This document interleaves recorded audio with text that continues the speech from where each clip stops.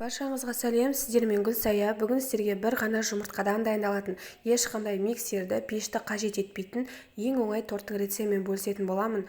Үйіңізге қонақ келетін болса, міндетті түрде осы тортты дайындап көріңіз. Менің каналыма тіркеліп, жанындағы қоңырауша белгісін басыңыз.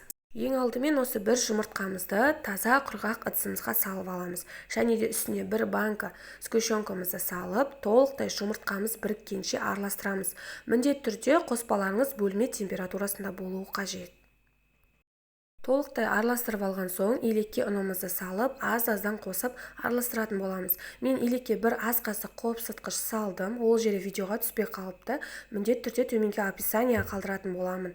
Осылай барлығын видеода көрсетілгендей салып, жақсылап араластырасыздар. Сонан соң ең соңында осылай қамыр жасайтын боламыз. Мінекей қамырымыз осындай жұмсақ қолыңызбен басқан кезде саусақтың ізі қалатындай болып, иілгіш қамыр болу қажет. Енді қамырымызды осындай бірнеше бөліктерге бөліп шығамыз. Менде шамамен 7 бөлік шықты. Әр бөліктерді осылай қолыңызбен айналдырып, кішкентай күлше жасаймыз және кішкене ғана ұн сеуіп, оқтаумен қамырымызды жайып шығамыз. Қатты жұқа болып кетпесін, осылай тарелкамен айналдырып, пышақпен кесіп аласыздар. Артық қалған қамырды қайтадан қамырға қосып күлше жасайсыздар. Мінекей осындай болып шығу қажет, барлығын толықтай осылай жасап аласыздар. Енді осы корждарымызды қызып тұрған табамызға пісіретін боламыз. Ешқандай да май құймайсыздар. Біздің корждарымыз өте тез піседі, шамамен 1-1,5 минутта піседі.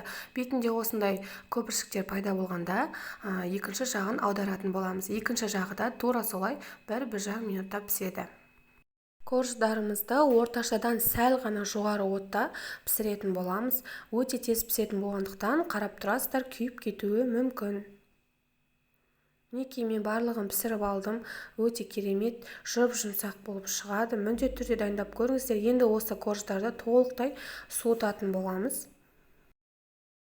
Енді тортымызға крем дайындаймыз. Мен сметанный кремді дайындайтын боламын. Бұған негізі көптеген кремдер барады, тек қана қайнатпалы крем бармайды. Осылай 20% қаймақты ыдысымызға салып, 3 ас қасық қант ұнтағын салып, жақсылап миксерлейтін боламыз. Шамамен 5 минуттай миксерлейміз, креміміз қоюланғанша араластыратын боламыз. Енді торттарымызды жинаймыз. Астына кішкене үлкендеу коржымызды салып, үстіне кремімізді жағып, осылай қасықпен жағып шығасыздар.